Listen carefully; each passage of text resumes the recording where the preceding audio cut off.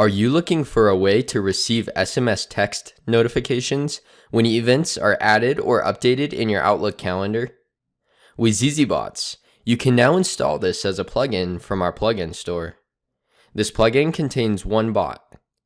This bot will monitor for when there is a new or updated event in your Outlook calendar and then automatically send you a text notification. If you are watching this video from YouTube or social media, start by clicking the link in the description. In zzBots, click the install button. If you don't already have an account, you will need to set up a free account before finishing the install. Then click Next. First, set up the connection with your Microsoft Outlook calendar account. After your account is connected, select the calendar that you want to monitor for new and updated events.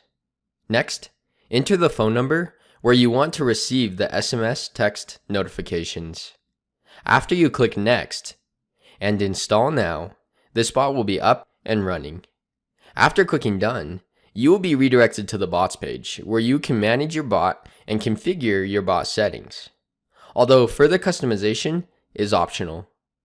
You can test this sync by creating a new event in Outlook Calendar and then updating the time on a pre-existing event.